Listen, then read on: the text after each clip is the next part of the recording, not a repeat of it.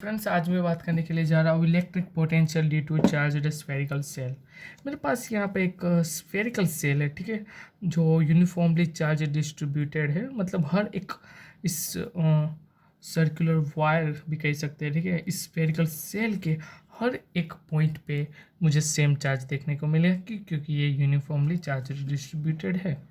अब सबसे पहले तो हम तीन अलग अलग पॉइंट पे उसकी इलेक्ट्रिक पोटेंशियल क्या होती है उसकी फॉर्मूला को हम फाइंड करेंगे।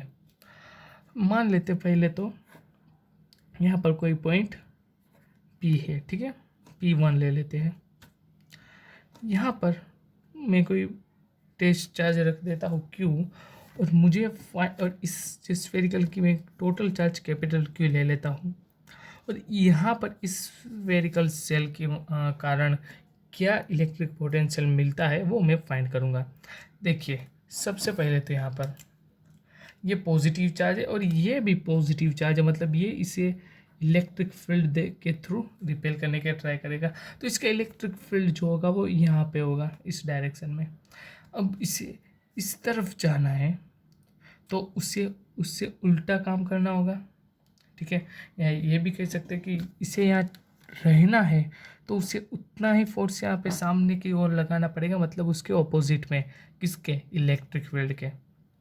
तो फिर अब यहाँ पर क्या हो जाएगा कि अब इलेक्ट्रिक फील्ड की मैं बात करूँ तो इस पर्टिकुलर पॉइंट के बीच का ये Q और इस दोनों का बीच का यदि मैं डिस्टेंस R ले लूँ तो फॉर्मूला ये मिलेगा कि E is equal to KQ divide by R square.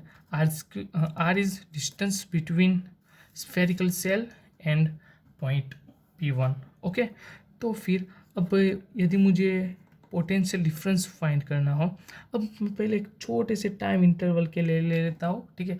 मतलब मान ले सिर्फ डी जितना जब वो आगे आए, ठीक है, तो उसके इलेक्ट्रिक पोटेंशियल में भी कोई डिफरेंस आया होगा।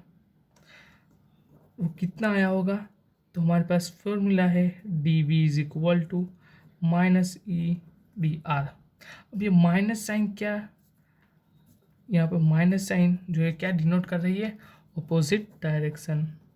क्या, अपोजिट डायरेक्शन के कारण ये हमने माइनस आया है, क्योंकि इलेक्ट्रिक फील्ड इस डायरेक्शन में, जबकि हमें वर्क इस डायरेक्शन में करना है। तो फिर चलिए अब हम आगे बढ़ते हैं। देखिए यहाँ पर अब मुझे ये छोटे से टाइम इंटरवल, एकदम छोटे डीवी के लिए बात की, यदि मुझे टोटल फाइंड करना है तो मैं क्या करूँगा, इंटीग्रेशन कर डालूँगा, ठीक है। तो इंटीग्रेशन मुझे यहाँ से यहाँ टोटल लूँगा, मतलब 0 टू R तक का टोटल R डिस्टेंस है, ठीक है। अब यहाँ पर dv की वैल्यू तो मुझे यहाँ पे मिली हुई है, तो मैं यहाँ पे डायरेक्ट वो लिख ही दूँगा। E की वैल्यू क्या है, KQ divide by R square D R. तो अब यहाँ से KQ और माइनस जो है वो तो बाहर आ गए क्योंकि वो तो कांस्टेंट है। तो डिस्टेंस का खेल है। अब यहाँ पे इंटीग्रेशन तो हमें पता ही होगा, 1/r² है, तो उसका इंटीग्रेशन क्या होता है, -1/r, ठीक है। क्या हो जाएगा, -1/r 0 टू R। तो आंसर क्या मिल रहा है, KQ divide bye R। But अब यहाँ पर ये माइनस और ये माइनस हो जाएगा प्लस, ठीक है, और माइनस ये तो था 0। तो आंसर मुझे क्या मिला, KQ डिवाइड बाय R। ये क्या है, ये पोटेंशियल है, electric potential at a point P1। इस P1 पर जो आउटसाइड है, इस स्फीयर के आउटसाइड है, यहाँ पर इसकी वैल्यू होगी KQ डिवाइड बाय R। अब दूसरी कंडीशन में क्या होता है, हम उसे इनसाइड लेते, सॉरी वो बाद में लेंगे। अब हम लेते हैं ऑन द सरफेस, ठीक है। मतलब जो हमने जो भी पॉइंट लेते हैं वो सरफेस पर है। मान लो यहाँ पर कोई पॉइंट P2 ले ले हम, ठीक है। तो अब यहाँ पर कितना इलेक्ट्रिक पोटेंशियल जो है वो होगा इस पॉइंट पे, वो यदि मुझे फाइंड करना हो तो पहले तो यहाँ से यहाँ का डिस्टेंस क्या है, मान ली स्फीयर का R है, ठीक है, तो इसका भी ऑब्वियसली आर ही होगा।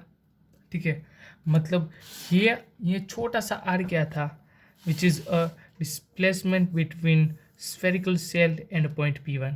तो इसी तरीके से यहाँ से यहाँ तक का डिस्टेंस होगा कैपिटल आर। ठीक है, तो फिर यहाँ पर डिस्टेंस हो गया है कैपिटल आर, मतलब इस ऑन द सरफेस की कंडीशन में आर क्या हो जाएगा।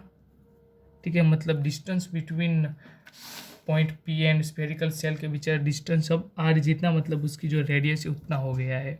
तो ये तो एकदम सिंपल है, मैं आसानी से लिख सकता हूँ कि जो V मीन्स इलेक्ट्रिक पोटेंशियल जो होगा पॉइंट P पे वो होगा KQ डिवाइड बाय आर जितना, क्योंकि अब यहाँ पर डिस्प्लेसमेंट इन दोनों के बीच का डिस्टेंस जो है वो कितना है, वो है रेडियस जितना कैपिटल आर जितना। ठीक है, तो ये हमने सेकंड सिचुएशन की बात की। अब मैं बात करता हूँ थर्ड सिचुएशन की। Inside of spherical shell.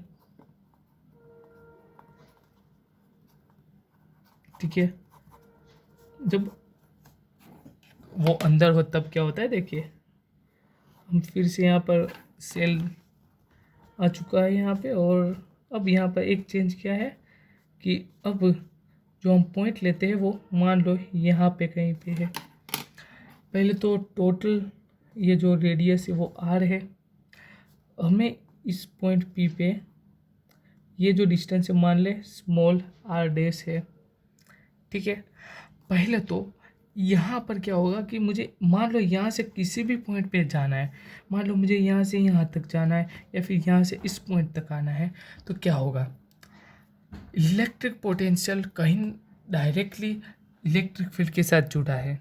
अब कैसे, ये पहले तो पॉजिटिव चार्ज है, मतलब इसका इलेक्ट्रिक फील्ड आउटवर्ड होगा, रेडियली आउटवर्ड, मतलब इस यहाँ पे बाहर की तरफ होगा।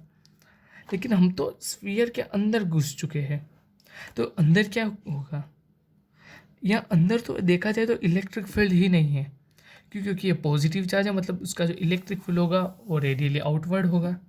तो इसके अंदर यदि इलेक्ट्रिक फील्ड ही नहीं है तो फिर हमें किसी भी इलेक्ट्रिक फील्ड मतलब बाहर से यदि कोई फोर्स ही ना लग रहा हो तो फिर हम जितना भी वर्क करें वो हो जाएगा ज़ीरो।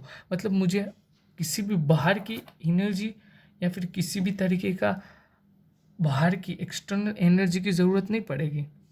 मान लो मैं यहाँ से यहाँ पे जाऊँ, फिर भी जो मैंने टोटल जो इलेक्ट्रिक पोटेंशियल डिफरेंस होगा वो हो जाएगा ज़ीरो। वो तो कांस्टेंट ही रहेगा। अब आप कहेंगे वो कैसे, देखिए पहले ऑन द सरफेस का क्या था, वो था V इज इक्वल टू के क्यू डिवाइड बाय आर। जब कोई भी जो चार्ज हो वो ऑन द सरफेस हो तब की बात है। अब वो अंदर भी चला जाए तो उस सिचुएशन में क्या हो जाता है कि इलेक्ट्रिक फील्ड गुम हो जाता है। मतलब वो अंदर जब जाएगा तब हर एक जगह पे उसका इलेक्ट्रिक फील्ड, अब इलेक्ट्रिक जो पोटेंशियल है वो यही रहने वाला है। वो अब कब चेंज हो सकता है कि जब वो इस अंदर घूमकर यहाँ पे ऑन द सरफेस के बाहर आए। लेकिन हमें सिर्फ इनसाइड की बात करनी है, मतलब उसके अंदर कहीं पे भी रहेगा उसका इलेक्ट्रिक पोटेंशियल तो अब इतना ही रहने वाला है, क्योंकि बाहर से अब कोई उसे छेड़छाड़ करने वाला रहा ही नहीं है। मतलब इलेक्ट्रिक फील्ड जो है वो बाहर ही लग रही है, अंदर उसका कुछ भी लेना देना नहीं है। ओवरऑल यहाँ पे इलेक्ट्रिक पोटेंशियल जो है इनसाइड ऑफ स्फेरिकल सेल क्या हो जाएगा, V इज इक्वल टू के क्यू बाय आर, जो कांस्टेंट रहेगा, आप अंदर कहीं पे भी घूमें। ठीक है, तो बस आज के लिए इतना काफ़ी है।